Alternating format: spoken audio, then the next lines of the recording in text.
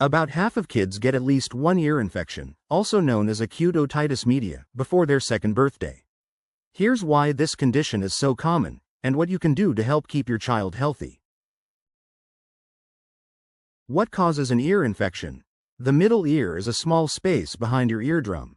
It contains tiny bones that vibrate and help you hear. This part of your ear is supposed to be vented by air that passes into your nose and throat and through a passage called the eustachian tube.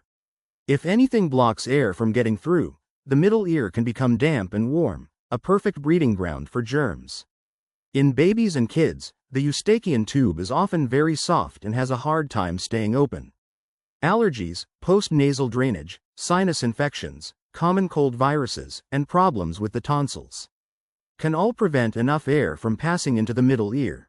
If a doctor looks at your child's eardrum and sees that it's red and bulging, they'll diagnose them with an ear infection. Image credit. WebMD. Symptoms of an ear infection. Your child may have fever, pain in the ear, vomiting and diarrhea, trouble hearing, crying or pain when sucking, loss of sleep or appetite. The most common trigger of an ear infection in kids is an upper respiratory infection, like a cold or the flu. These viruses can swell the eustachian tube so that air can't flow into the middle ear. Allergies to pollen, dust, animal dander, or food can have the same effect. So can smoke, fumes, and other environmental toxins. Bacteria can cause an ear infection, but usually these germs come after a virus or an allergic reaction.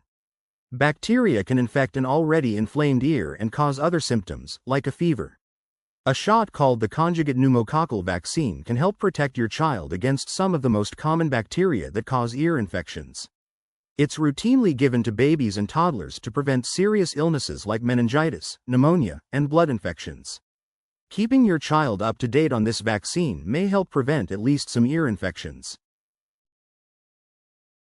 Some kids only get an ear infection once in a while. If so, it's called acute ear infection. If the infection clears up but comes back as many as 3 times in a 6-month period, your child may be diagnosed with recurrent acute otitis media. That's often a sign that your child's eustachian tube isn't working well. At times, fluid can also build up in your child's middle ear without signs of infection. If so, it's called otitis media with effusion. The following can put your child at risk for repeat middle ear infections.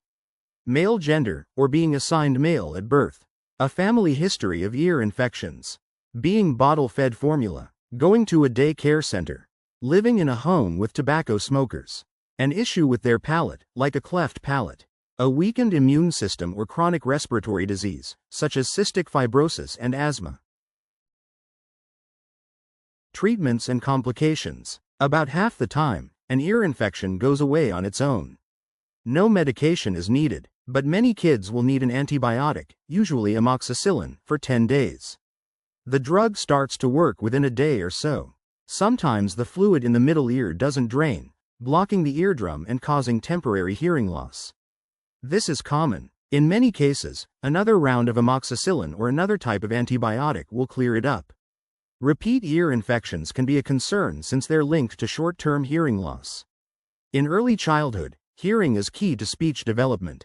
If your child has severe hearing loss for a long time, learning to speak and understand language may be harder. To tube or not to tube.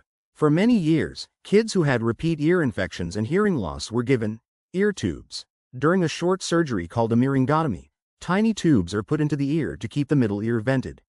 Now, many doctors opt to skip this surgery. Studies show that ear tubes aren't always needed. Putting off surgery for up to 9 months likely won't hurt your child's language skills. If your doctor suggests ear tubes for your child, you might want a second opinion.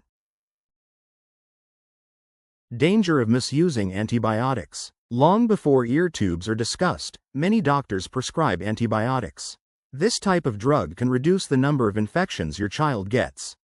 But they also promote the spread of antibiotic-resistant bacteria. If your child has fluid in their ear but no sign of infection or fever, the American Academy of Pediatrics actually advises against antibiotics. Because of that, your pediatrician may hold off on giving your child antibiotics when they have an ear infection. If they do prescribe this type of medication, make sure that your child finishes all of it. If not, the germs that made them sick may come back. How can I prevent an ear infection? For starters, remove as many pollutants from your home as you can, including dust, cleaning supplies, and household products that contain harsh chemicals. Tobacco smoke. If your child has allergies, ask their doctor for tips to control them. Taking steps to prevent colds, the flu, and other illnesses can prevent some ear infections. To do that, be sure everyone in your home, including your child, stays up to date on the shots your doctor suggests. That includes flu and pneumococcal vaccines. Make hand washing a habit that becomes part of your family's routine. If your child goes to daycare, look for a center that monitors kids for illness and requests that sick kids stay home, especially during cold and flu season. Breastfeed your baby for at least 6 months, if you can. Babies who are formula-fed have a 70% greater risk of ear infections. If you run into issues, talk to your doctor or lactation consultant. If you bottle feed, hold your baby's head higher than their stomach. This will help keep their eustachian tubes from getting blocked. Avoid group day care during your child's first year, if that's an option. Caring for them in a home setting could cut back on the number of germs they're exposed to. Avoid tobacco smoke. Babies and kids who are around secondhand smoke are at a higher risk for ear infections. What to do if your child does get an ear infection?